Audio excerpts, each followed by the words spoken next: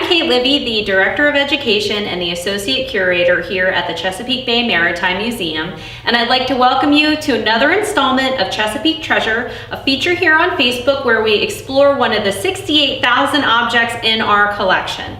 So today I'm joining you from the waterfowling exhibition here at the museum, and we're in the ammo, camo, and calls changing exhibit. I wanted to talk about calls today, duck calls, because it's the last week of September, which is really the first week that we start to see migratory waterfowl arriving in the Chesapeake's many tributaries. So before we get started, you should probably hear what a duck call sounds like. So here we go.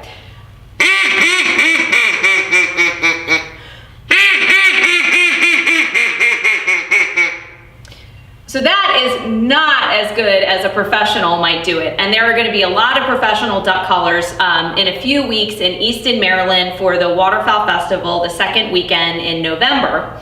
But looking ahead to that, and we're definitely going to be taking this exhibit with us, I wanted to talk a little bit about duck calls in the Chesapeake. So a lot of people are familiar with decoys, but you might not know anything more about the idea of camouflage in waterfowling. So really the idea of the extent of camouflage that you see today reflects modern regulations. So in 1918, the Federal Migratory Bird Treaty Act was passed, and it protected waterfowl, which up until that point had been harvested for commercial purposes. So you could sell, you could hunt birds, hundreds of birds, and harvest them, which, as you can imagine, had a tremendous impact on the populations of migratory waterfowl.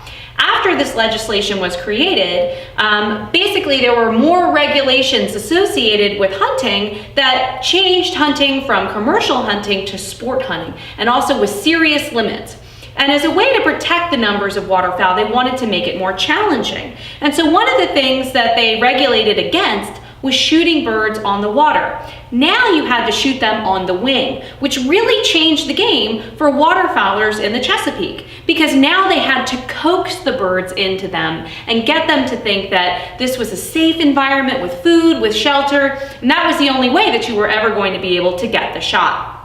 So waterfowlers developed blinds where they could blend in with open water in the case of a sink box, or blend in with the marsh in the case of a shore blind. And then they'd be brushed with different reeds and cattails to blend in with that environment. So that's one layer of camouflage. Then you had the decoys set out to make it look like the birds had already arrived. There's already a party, all the birds are there, they're all relaxed. Then you need to have actual camouflage that you wear into the blind, again, to help you blend in. And then there's another layer on top of all of that, and that is audible camouflage. So calls like this were developed as a way to coax in birds and make it sound like birds are feeding, birds are relaxed. And you could create calls for geese and for ducks.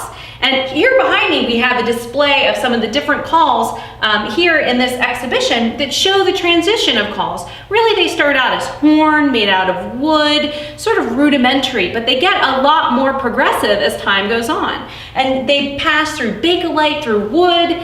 I've got a plastic example here with a Ducks Unlimited signal on it, which I think you can see if I hold it up to the camera just a little bit.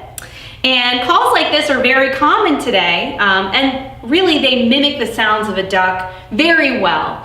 So if you want to see what these calls sound like when they're used by a professional, definitely take the opportunity to come down to Easton that second week in November and come to the Duck Calling Championship. You'll be amazed by the amount of talent on display, certainly better than what I displayed today. So thank you again for joining us for another Chesapeake Treasure. I hope you've enjoyed learning a little bit about duck calls. And over the next couple weeks, keep your eyes on the sky, because we're sure to see a lot more migratory waterfowl arriving for the winter here in the Chesapeake Bay. Have a great afternoon.